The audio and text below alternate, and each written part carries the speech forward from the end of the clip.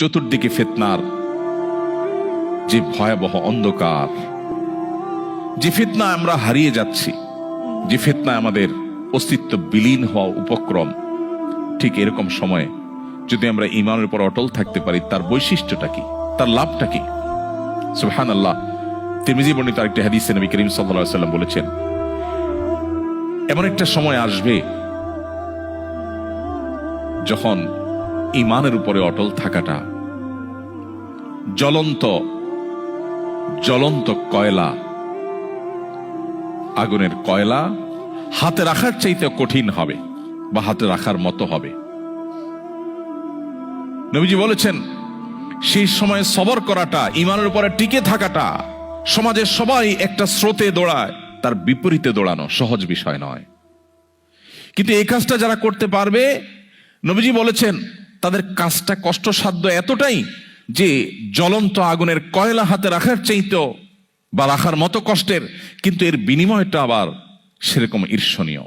তিনি বলেছেন 50 জন মানুষ আমল করে যে পরিমাণ সওয়াব পাবে, ওই সময় এই রকম প্রতিকূল পরিবেশে যিনি নিজের ঈমানকে, নিজের আইডেন্টিটিকে, নিজের আমলকে, নিজের মুসলমানিত্বকে যে ব্যক্তি বুলন্দ করে রাখবে, উঁচু করে রাখবে, ধরে রাখতে পারবে, আল্লাহ তাআলা তাকে 50 জন মানুষের আমলের সমপরিমাণ সওয়াব তাকে দান করবেন।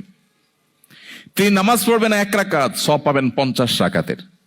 তিনি রোজা রাখবেন 1টা, সওয়াব পাবেন 50টার। তিনি হজ করবেন 1টা, সওয়াব পাবেন 50টার।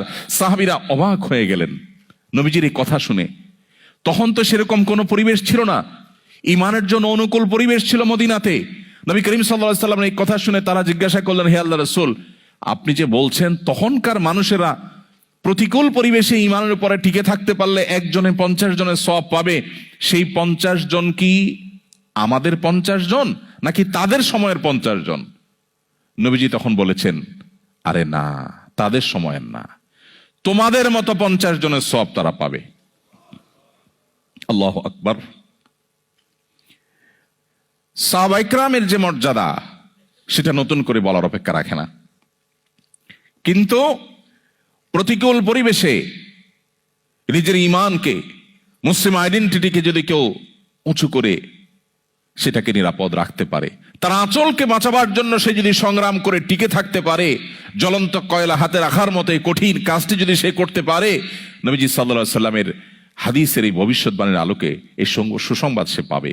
আল্লাহ তাআলা আমাদের সবাইকে শক্তিশালী ঈমানের অধিকারী হওয়ার মধ্য দিয়ে এই প্রতিকূল পরিবেশে আমাদের ঈমানকে, আমাদের আইডেন্টিটিকে, আমাদের ইসলামকে আল্লাহ তাআলা সেফ এবং নিরাপদ রাখার তৌফিক দান করুন। সময়ত ভাইরা, এই জন্য আমাদেরকে ঈমান নবায়ন করতে হবে। এই যে আমরা আজকে এখানে এসেছি, এটা আমাদের পার্ট অফ ঈমান নবায়ন।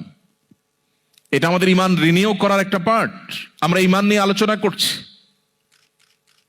সাহাবায়ে কেরাম রিদওয়ানুল্লাহি আজমাইন তারা বলতেন, ইজলিস বিনা নুমিনু সাহাতান, আসো একটু বসো, একটু ঈমান নিয়ে কথা বলি।